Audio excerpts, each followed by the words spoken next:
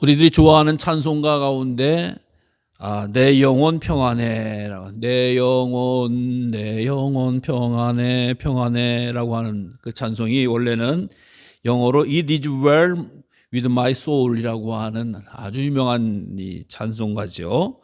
이 찬송가를 지으신 스태포드라고 하는 분은 1873년도에 이 곡을 썼는데 이 곡에 담긴 사연이 있습니다. 뭐냐면 그분이 성공적으로 미국에서 사업을 할 때에 변호사고 사업가가 되어졌어요. 그런데 1871년에 시카고에 대화재가 나면서 재산을 많이 잃어버렸습니다. 거의 다 잃어버렸어요. 또 그런데다가 그 1873년 2년 뒤에 아들과 네 딸이 유럽으로 가는 배를 탔어요. 미국에서 유럽으로 가는 배를 타고 가는데 가다가 배에 침몰 사고가 난 거예요. 교통사고가 난 거예요. 그래가지고 배가 물에 빠지게 되어지고 딸 넷을 그 자리에서 잃어버리고 아내만 겨우 살게 됐습니다. 그래가지고 이제 아내가 구사일생 살아나서 남편에게 전보를 보냈죠. 이렇게 여차돼서 사고가 나서 애들 넷을 다 잃어버리고 나만 겨우 살았다라고 하니까 얼마나 마음이 아프겠어요. 그래서 아내가 있는 바로 유럽으로 가는데 유럽으로 가다 보니까 배가 가던 그 노선길은 또 거의 비슷하잖아요. 가다가 이곳이 지난번에 무슨 배가 사고 난 곳입니다 라고 하니까 얼마나 억장이 무너지겠어요. 그 바다 밑에 자기 사랑하는 딸 넷을 어떻게 보면 잃어버렸다니까 얼마나 가슴이 아프겠어요.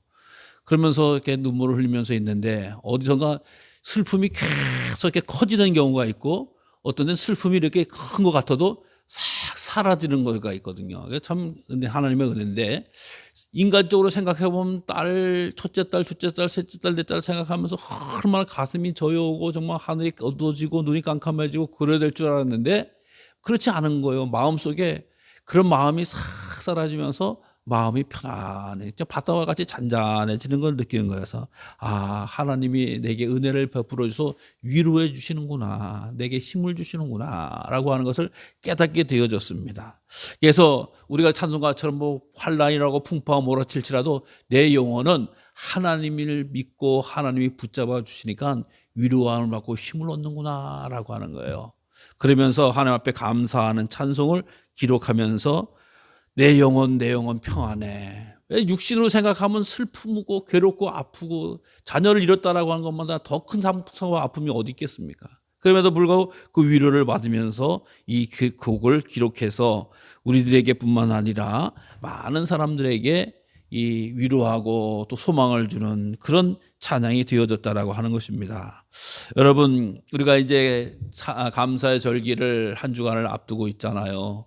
물론 큰 감사의 절기이기도 합니다. 우리가 정말 정성껏 준비를 다해서 하나님 앞에 예물도 드리고 예배도 드리는 그런 시간입니다. 그래서 이번 한 주간 동안에는 우리가 올 한 해를 돌이켜봐도 큰일 엄청난 일이 있을지라도 믿음 가운데 거하면 그 큰일 엄청난 일이 나를 짓누르고 나를 정말 못 견디게 하는 게 아니라 그 못 견뎠던 암울한 먹구름 것 같은 것이 싹 몰려가시고 주님의 평화와 주님의 잔잔하신 은혜가 우리 성도님의 삶 가운데 충만하시기를 바랍니다. 여러분, 그래서 우리가 은혜를 사모해야 되는 거예요. 은혜로 충만해야 되는 거예요. 그래서 생각을 해보면 그냥 원망할 것만, 불평할 것만, 답답할 것만 나올 수밖에 없는 게 우리 인생이에요. 돌이켜보면.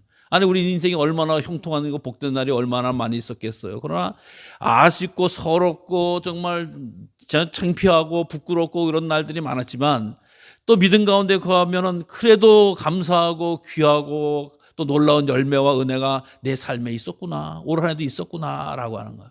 이게 간단합니다. 믿음의 길, 하나님의 자녀로서의 길을 선택할 것인가? 아니면 불신앙으로 멸망으로 가는 원망과 불평과 화남의 길로 갈 것인가라고 하는 거예요. 저는 우리 성도님들이 이 한 주간 묵상하면서 하나님의 은혜를 기억하시고 사랑을 발견하시고 또 사랑의 감사를 고백하셔서 은혜 위에 은혜를 더하는 감사 위에 감사를 더하는 그런 시간이 되시기를 간절히 주의 이름으로 축복을 합니다. 이스라엘 민족이 그 광야길을 갈 때에 목마르고 배고프고 춥고 힘들었을 때 하나님이 하나도 부족함 없이 다 채워주셨잖아요. 넘치도록 채워주셨잖아요. 그럼에도 불구하고 어떤 사람은 왜 물이 안 줬냐고, 왜 더위를 하냐고, 왜 춥게 하냐고, 왜 굶주리게 하냐고 그냥 습관적으로 불평하고 습관적으로 원망하고 습관적으로 저주하고 습관적으로 불신앙의 이야기를 할 때에 하나님께서 그 귀에 들인 대로 내가 그대로 해주겠다라고 했던 사람이 있는가 하면, 그럼에도 불구하고 감사하고 충성하고 말씀 의지했던 사람들은 다 가나안 땅에 들어가는 축복을 누리게 되어졌다라고 하는 것입니다. 사랑하는 성도 여러분, 감사의 길을 선택하시기 바랍니다. 감사를 사모하시기 바랍니다. 감사를 붙잡으시기를 바랍니다. 그래서 사도 바울과 같은 경우가 오늘도 귀한 말씀을 우리에게 전해주고 있는 거예요. 마땅히 감사해야 되지 않겠냐라고 하는 거예요. 자, 오늘 말씀은 마땅히 감사하는 과정 가운데서 여러 가지 과정이 있어요.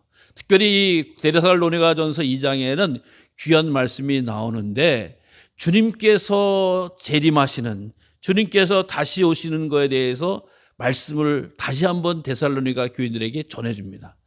자, 성도들 보세요. 예수님께서 부활하시고 승천하시면서 남은 것은 제자들이었죠. 사도들이었죠. 제자들을 통해서 복음을 증거하면서 이제 데살로니가, 특히 사도 바울에 의해서 데살로니가 지역에 복음이 증거되어졌습니다. 그러면서 하시는 말씀이 주로 메시지가 뭐냐? 부활하신 주님께서 다시 우리 가운데 임하신다라고 하는 거예요. 재림하신다라고 하는 말씀이에요. 그러니까 주님께서 다시 오신다니까 얼마나 벅찹니까? 얼마나 감사합니까? 얼마나 놀라운 일입니까? 그래서 성도들이 주님의 재림을 앙망하는 재림 신앙을 갖게 되어졌습니다. 그러면서 세상의 어려움도 이기게 되어지죠.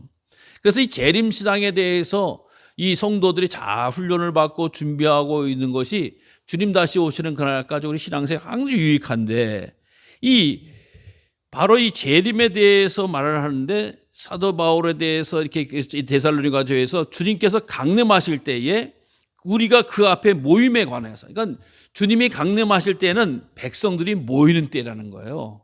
여러분, 주님께서 태어나셔서 심판하실 때는 백성들을 주님께서 다시 오실 때 다 모으십니다. 그래서 하늘의 백성 주님께서 오시는 것을 하늘의 자녀들이 볼 수 있게 되어진다라고 하는 거예요.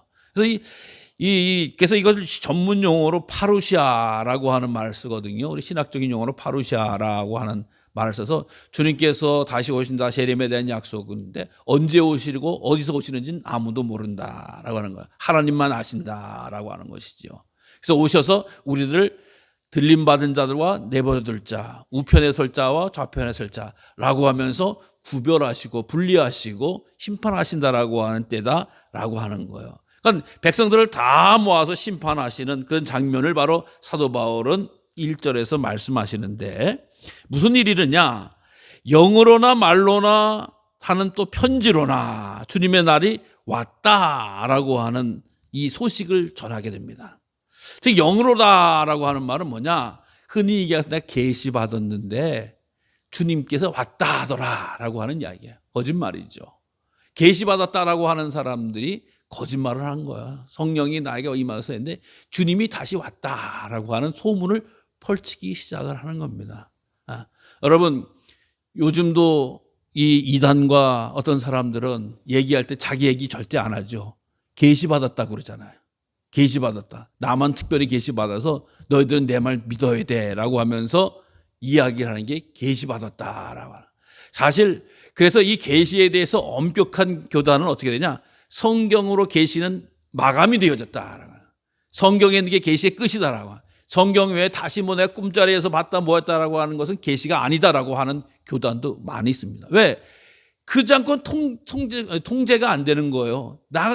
너도 계시 받았는데 나도 계시 받았다. 나는 이런 계시 받았다. 저런 계시 받았다. 별의별 놈의 계시가 다 나오면은 성경을 벗어나는 이야기가 얼마나 많이 나온지 알 수가 없어요. 그래서 성경 외에 더 이상 계시가 없다. 하나님께서 마지막으로 주신 계시는 성경이다. 그래서 성경 안에서 봐야 된다라고 하는 말씀들을 해요. 그렇습니다. 계시하니까 나는 계시 받았다는 사람들이 등장하기 시작하면 2단, 3단들이 우리나라에 창궐하는 걸 볼 수가 있는 거예요. 그래서 이 계시를 뛰어넘는다는 거. 또 어떤 일이냐? 말로나 편지로나. 자, 이게 무슨 얘기냐? 예수님이 다시 재림하셨다라고 하는 이야기를 말로 하는데 누구 말로 하느냐? 사도 바울이 왔다더라라고 하는. 또 글로나 사도 바울이 편지를 쓰잖아요. 사울 편지를 보니까 편지가 이렇게 기록됐더라라고 하는 거예요. 여러분, 이 당시의 한계이기도 해요. 우리나라도 요즘은 많이 뭐 CCTV니 무슨 뭐 전화기니 뭐 이렇게 녹음 같은 게 있어가지고 얘기한 것이 다 녹취가 되어졌다가 등장을 하는 게 우리가 보잖아요. 근데 이 당시엔 그럴 수가 없잖아요. 그러니까 누가 그랬대더라라고 하는 걸 때 자기가 하고 싶은 얘기를 바울이 그랬대더라라고 하면서 떠들고 다니는 거예요. 그럼 이 사람이 듣는 사람이 바울에게 가서 물어볼 방법이 없어요. 어떻게 바울이 어디 있는 줄 알아요? 지금처럼 같은 세대들도 누가 어디 갔는지 알기가 참 쉽지 않은데 전화번호라도 남겼으면 모르지만 그러면서 예수님이 왔다더라 바울이 그랬다더라라고 하는 거예요. 또 편지를 써서 바울이 보냈잖아요. 그 당시에는 유일한 수단은 편지잖아요. 장거리를 보내는 수단. 근데 이게 바울이 쓴 건지 누가 쓴 건지 몰라요. 그래서 성경에서도 가짜 성경을 위경이다라고 표현을 하죠. 위경. 거짓된 성경 위경. 이 글자가 그 내용이 비슷한 내용이 편지글이 막 돌아다니는 거 복사하는 것도 있을 수 있고 자기 마음대로 써서 이게 바울이 쓴 거라고 해가지고 돌아다니는 일들이 이 당시엔 비일비재했어요. 여기서 보면 그렇습니다. 요즘에도요 좋은 소리 혹은 보다도 나쁜 소리를 하는 사람들의 특징이 있어요. 그게 뭐예요? 남 얘기 빌어서 하는 얘기야. 얘기를 딱 들어보면 자기가 본 얘기라든가 들은 얘기를 하는 사람은 정직한 사람이에요. 근데 누구한테 얘기를 꼭 할 때 누가 그랬던데요? 라고 하면서 얘기를 하면은 일단 의심을 하고 들어야 되는 거예요. 왜? 그 사람의 얘기를 그렇게 한다라고 하는 것은 정말 쉬운 얘기, 쉬운 방법으로 남을 이렇게 곤란하게 만드는 방법이거든요. 여러분들한테 전화 자주 하면서 누가 그러더라라고 하면서 전화 쭉 돌린 사람은 맨날 그 소리 하는 사람들이에요. 맨날 누가 그랬대. 자기가 하고 싶은 얘기는 못하고 그러면서 이 당시도 마찬가지예요. 거짓말을 하니까 예수님이 왔다고 거짓말을 하니까 자기가 내가 들었는데 내가 봤는데라고 하는 게 아니라 바울, 특히 믿을 만한 사람 바울을 통해서 바울이 왔다더라, 바울이 쓰를 썼대더라 라고 하면서 거짓을 옮기는 일들이 이 당시에 교회 내에 있었다라고 하는 거예요. 근데요 여러분, 주님이 오시면 기쁜 날이에요, 복된 날이에요? 기쁘고 복된 날이죠. 두렵고 떨리는 날이에요. 주님 오신 것에 대해서 전 반대합니다. 전 두려워서 못 만나겠습니다. 이러면 안 된다는 거죠. 뭐예요? 근데 이 얘기를 들으니까 사람들이 마음이 덜컥 내려앉은 거예요. 주님 지금 오시면 안 되는데, 나 준비 안 됐는데, 뭐 이런 생각을 갖게 되니까 난 주님 앞에 섰을 때 들림지 못하고 내버려둠을 당하는 거 아니야? 나는 또 왼편에 두고 난 오른편에 못 가는 거 아니야? 이런 생각을 하는 성도들이 생겼다라고 하는 거예요. 여러분, 이 바울의 마음이 얼마나 안타까울까? 이런 얘기를 듣고. 여러분, 저도 마찬가지예요. 우리 성도님들이 예수님 오늘 오시면 우리를 구원해주고 천국에 갈 줄로 믿습니다! 라고 하면 여러분 뭐라 해야 돼요? 아멘 해야 되는데, 글쎄요, 와봐야지 알겠죠? 요따위 소리를 하면 속이 뒤집어지는 거예요. 주님 오시면 아멘 할렐루야 가겠습니다. 환영합니다. 감사합니다. 나의 눈물과 노고를 다 아시는 주님께서 씻어주시고 위로해 줄 줄로 믿습니다 라고 하고 받아들여야 되는데, 데살로니가 교회는 난 주님이 어디 계시지? 큰일 났네. 나 준비도 안 되는데, 한 것도 없는데, 뭐 이런 식으로 막 두려워 떠는 모습들이 생겨났다라고 하는 거예요. 여러분, 오늘날의 신앙생활 하는 가운데 우리 교회는 안 그렇지만 다른 데서는 그런 사람들 많아요. 주님 지금 오시면 안 됩니다. 제가 좀 죄 지은 것도 좀 회개하고 좀 밀렸던 헌금도 제대로 하고 뭐 자기가 좀 떳떳해야지 주님 오실 때 제가 좀 주님 저 오셨을까? 저도 준비했습니다 라고 해서 만날 준비하지. 근데 이게 아니죠. 주님이 오시는 때와 시를 누구도 안다? 아무도 모른다. 아무도 모른다. 그렇기 때문에 항상 깨어 있어라. 저처럼 열처녀와 같이 깨어 있을 때 다섯처녀와 같이 등잔대를 준비하고 있어라 라고 성경 끊임없이 알려주고 있단 말이에요. 끊임없이 말씀해주고 있다라고 하나. 그럼 어떻게 예수님을 구주로 온전히 믿고 그 주님을 모시고 주의 말씀을 쫓아 행하는 그 믿음을 가지고 살아가요. 그래서 바울 같은 의인은 믿음으로 말미암아 살리라 라고 하시는 것처럼 믿음 가지고 주님 살겠습니다. 믿음 가지고 살았습니다. 믿음 가지고 살아야 됩니다라고 하는 이야기를 하는 거예요. 그래서 주님이 언제 오시더라도 왔다 그러고 할지라도 흔들리는 게 아니에요. 두려워하는 게 아니에요. 할렐루야, 감사합니다 라고 하면서 주님 앞에 서는 은혜가 있어져야 된다라고 하는 거예요. 그러면서 내가 이미 여러 번 얘기하지 않았냐? 바울이 하는 얘기예요. 그 일이 무슨 얘기냐? 주님이 다시 오신다라고 하면 먼저 배교하는 일이 있고 또 불법의 사랑 곧 멸망받을 이들, 사단 같은 존재가 나타나서 그날에 오기 전에 우리 이 세상을 혼돈케 하고 힘들게 한다라고 하는. 여러분 우리가 알다시피 가장 어려운 일은 배신입니다. 배신.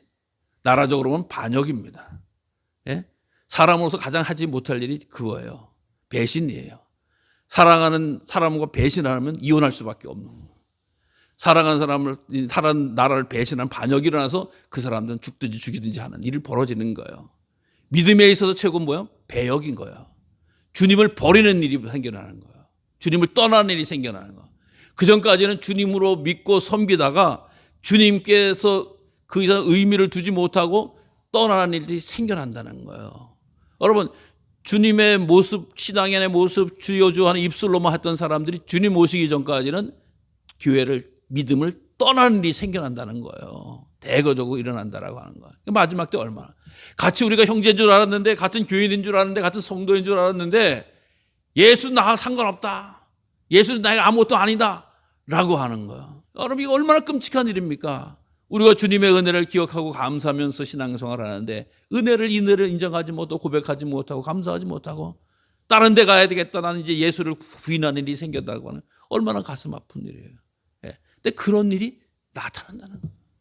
그러나서 적그리스도가 나타난다라고 하는 거죠. 멸망받은 자, 사단의 모습을 가지지만 사단이 나타나서 활동을, 이 세상을 어지럽게 하고 교회를 어지럽게 하는 일들이 나타난다라고 하는 거예요. 그 자칭 하나님이라고 하는 일들이 나타난다라고 하는 거예요. 자칭 하나님이라. 예. 여러분 우리가 뭐 다른 교회, 다른 종교에 대해서 잘 볼 일이 없습니다만은 요즘 우리가 조금 알 수 있는 게 신천지를 우리가 교육받았지만 실질적으로 언론에서 또 통일교회에 대해서 저 사람들이 저렇게까지 짓을 하나라고 하는 걸 조금 볼 수 있잖아요. 요즘 뉴스를 자세히 좀 보시는 분들이라고 하면은. 예. 거기에는 뭐요? 하나님의 자리를 차지한 사람들이에요. 근데 그 차지했다라고 하면서 어떤 걸 노리죠? 금전적인 걸 노렸잖아요. 금전적인 걸 가지고 많이 이게 잘못된 일을 하잖아요.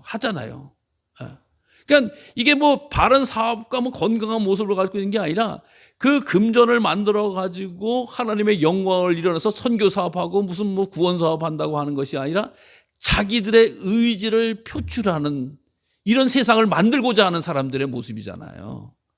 그러니까 신천지 같은 경우는 새빨갛게 거짓말해서 교회 와가지고 앉아 있으면서도 자기 신천지 아니라고 그러고, 통일교 같은 경우도 그것이 수없이 많은 돈 끌어다가 정치적인 것으로 둘러서 엎어가지고 자기네 뜻을 펼치려고 하는 정교 일치를 그 사람들은 꿈꾸거든요.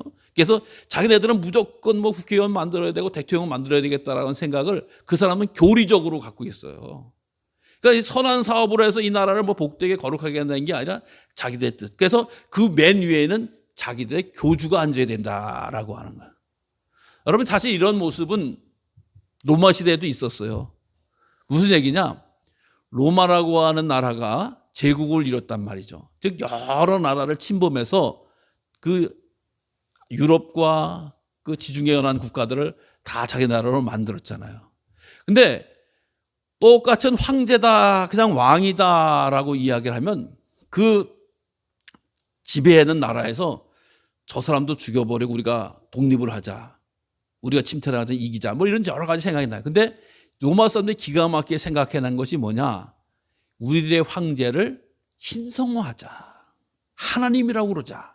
그러면 신이 나타나서 자기네 나라를, 자기네 민족을 다스리기 때문에 신앙으로 숭배하면 함부로 하지 못할 것이다. 왜? 어디든지 유럽이든 어느 사회든 이 종교 없는 민족이 없고 종교 없는 국가가 없는 거 보니까 너희 종교는, 너희 신은 죽었어, 우리 황제가 신이야, 위대한 신이야, 그래서 너희는 정복당한 거야 라고 하면서 지배하는 나라들에게 교육을 시킨 거야.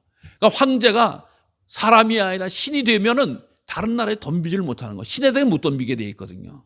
그러니까 왕으로서도 하고 종교적으로도 하고 그러면서 신을 숭배하자, 신으로 숭배하자, 경배하자라고 하는 것이 로마의 법칙. 로마는 언어도 통일하고 군대도 길도 잘 만들었지만 종교도 하나의 종교. 그러다 보니까 우리 기독교는 어떤 종교예요? 유일신 여호와 하나님만을 믿는 신이니까 이 로마 교회에서 핍박이 말도 없이 올 수밖에 없었던 거예요. 왜? 하나님의 자리에 자기 황제를 올려놓으니까 그걸 용납할 수가 없다는 거죠. 그러니까 반대로 로마의 왕의 입장에서 보면, 로마의 그 지도자들, 통치자들 입장에서 보면 가장 눈에 가시가 누구예요? 기독교인인 거예요. 딴 민족들은 자기네 신이 다 적고 죽었고 로마 황제가 다스리니까 거기 순복을 하는데 기독교인들만은 안 되는 거예요. 유일하신 여호와 하나님만이, 만군의 여호와 하나님만이, 또 창조주 하나님만이 하나님이시지 나머지는 다 피조물이다. 그 로마 황제의 꾀임에 넘어가질 않는 거예요. 예. 그러다 보니까 얼마나 핍박을 많이 받았는지 알 수가 없어요. 그래서 우리가 아는 아우구스투스 무슨 여러 가지 해서 호칭이 로마 황제 바로 앞에는 신이신 로마 황제여라고 하는 호칭이 반드시 붙게 되어 있습니다. 그렇게 되어졌어요. 그러니까 우상숭배가 이 로마 제국에 얼마나 심각했는지 알 수가 없다라고 하는 것이죠. 근데 그것도 아니다라고 하는 거예요. 세상에 아무리 권세가 있고 아무리 만들어진 신이라고 해도 하나님이 아니다라고 해요. 그러니까 이렇게 사도 바울이 데살로니가 교회의 마지막 때에 대해서 말씀 전했고 가르쳐줬는데 왜 기억을 못하느냐? 기억을 못하느냐? 여러분, 하나님의 말씀을 잘 기억하시기를 바랍니다. 하나님의 말씀을 내려놓으면 세상의 그 빠른 미혹하는 그 강렬한 그 메시지에 신앙이 무너지거나 혹은 혹 넘어갈 때가 많이 있다라고 하는 거야. 그러니까 주의 진리의 말씀을 기억하고 묵상하고 또 외치고 고백하고 또 따르는 것은 우리들의 신앙을 지키는 굳건한 길이라고 하는 것이에요. 그러니까 기억하지 못하는 데살로니가, 그러니까 누가 똘똘한 사람, 말 잘하는 사람, 또 많은 사람들이 와서 이렇게 얘기하면 거기에 주님 오시는 것에 대해서 착각하고 빠져든다라고 하는 겁니다. 자, 그러면 왜 이렇게 기억하고 지켜야 되느냐라고 하는 것을 보니까 우리 성도가 구원받았다는 사실이 마땅한 것에 대해서 감사하기 위해서다라고 하는 거예요. 주님께서 이 세상 오셔서 이런 여러 가지 일들을 보여주시고 계획해 놓으시고 알려주셨는데 이것은 바로 믿음의 자녀들에게 구원의 은혜를 베풀어 주시는 것을 알게 하고 믿게 하고 또 감사하게 하려는 것이다. 그러니까 지금 예수 안에 있는 자들, 주를 섬기는 자들에게 있어서는 하나님의 구원의 은총이 있어졌기 때문에 늘 감사해야 된다라고 하는 겁니다. 감사해야 된다. 여러분, 구원이라고 하는 것은 인간의 죄가 해결되어졌다라고 하는 거예요. 죄 있으시는 구원받기를 못해요. 그래서 죄 없으신 주님께서 우리의 죄를 씻으셨기 때문에 우리는 구원받을 수가 있게 되어지는 거예요. 그래서 어떠한 모양도 구원을 우리가 유지할 수 있는 것은 주님의 은혜, 십자가의 보혈의 능력이라고 하는 것입니다. 그래서 이 모든 일들을 내가 하는 것이 아니라 주님이 감당하시기 위해서 오셔서 십자가를 지시고 죄를 사해 주셨기 때문에 믿음으로써 우리는 구원받는다라고 하는 거예요. 그래서 주님께서 하셨던 구원의 은혜, 베풀어 준 사랑을 생각하면 소망이 생기고 위로함을 받을 수 있게 되어진다라고 하는 거예요. 세상에 줄 수 없는 위로와 세상에 줄 수 없는 소망은 예수 안에 있다라고 하는 것입니다. 여러분, 이제 가을철 지나가면서 겨울을 맞이하고 있어요. 분주한 일손도 조금은 좀 줄어져 가고 있지요. 여러분, 그러면서 우리가 몸이 조금 한가해질 때에 더욱더 주님의 은혜를 생각하는 성도님들 되시기 바랍니다. 은혜의 바다에 머무를 수 있는 성도님들 되시기 바랍니다. 은혜의 바다, 하나님의 계획과 하나님의 섭리와 하나님의 사랑을 놓쳐버리면 인간 세상 다 똑같은 거예요. 별거 아닌 거예요. 욕심과 불신앙과 우상숭배와 세상의 소리에 넘어질 수밖에 없는 것이 바로 우리 인간들의 모습이다라고 하는 거예요. 그러나 주님의 은혜의 바다 안에 머물러 있으면서 주님께서 나를 향한 섭리와 주님께서 나를 향한 사랑과 주님께서 나를 향한 구원의 여정을 늘 묵상하고 생각하면 나는 한 일이 없지만 주님 너무 감사합니다. 당연히 감사할 것밖에 없습니다. 내가 뭐 잘났기를 했나요? 내가 뭐 뛰어나기를 했나요? 내가 뭐 충성하기를 했나요? 내가 뭐 위대한 것이 있나요? 아무것도 아니지 않습니까? 주님의 은혜입니다. 주님의 사랑입니다라고 하는 것을 우리 영혼이 거기에 머물러 있어야 된다라고 하는 거예요. 여러분 생각해 보세요. 오늘 편지를 기록한 사도 바울과 같은 경우는 예수님 만나서 어떻게 됐어요? 다 내려놨습니다. 결혼을 했습니까? 아들을 낳습니까? 자녀를 낳습니까? 무슨 사회적인 지위와 권세가 있습니까? 로마 시민이어서 떵떵거리게 했습니까? 무슨 훌륭한 교육을 받았다고 율법 교사라고 인정을 받기를 했습니까? 세상적으로 보면 다 내려놓은 거예요. 다 없어진 거예요. 근데요, 사도 바울은 그래요. 여러분 항상 기뻐하시기 바랍니다. 항상 범사에 감사하시기 바랍니다. 쉬지 말고 기도하시길 바랍니다. 여러분 이게 예수님 말씀이 아니에요. 사도 바울이 기록한 얘기예요. 사도 바울이 자기는 세상의 지위와 권세와 인정을 다 내려놓음에도 불구하고 믿음 위에 은혜에 거하게 되니까 오히려 생명을 살리고 복음을 전하고 구원의 은총을 마음껏 외치고 증거할 수 있는 길을 걷게 되어졌다라고 하는 것입니다. 사회적으로 명망이 하나도 없을지라도 주 안에서 만족하고 감사하면서 그의 인생의 여정을 갔던 것처럼 우리가 점점 주님 앞에 서실 날이 가까운 그날 때에 주님 제가 은혜로 받아들이고 은혜의 바다 안에서 감사함으로 넉넉히 누려갈 수 있는 계절이 되게 해달라고 기도하시기 바랍니다. 그리고 머무르시기 바랍니다. 결산해 봤더니 이거밖에 안 돼. 뭘 했더니 보면 누가 뭐라 해야 되나 어쩐다라고 하면서 불평과 원망과 시기와 미움이 계속 차면 우리 인생은 그렇게 될 수밖에 없어요. 그러한 것을 날려버려야 돼요. 믿음 안에서, 사랑 안에서. 바울처럼. 그래서 바울과 같이 살아가고 믿음의 자리에 서고 오직 주의 계획만, 주의 섭리만, 주의 은총만 채우게 된다고 하면 세상 것 부러워하지 않습니다. 세상은 쫓아나가지 않습니다. 오직 하나님께서 기뻐하시는 것이 무엇인가, 하나님께 영광을 돌릴 것이 무엇인가 라고 하는 것을 늘 묵상하고 기억하고 힘써 따라가게 되어진다고 하면 우리 삶이 저절로 하나님의 거룩한 삶으로 나아가게 될 줄로 믿고 주님의 백성으로 승리하는 우리 모두가 되시기를 간절히 주님의 이름으로 축원합니다.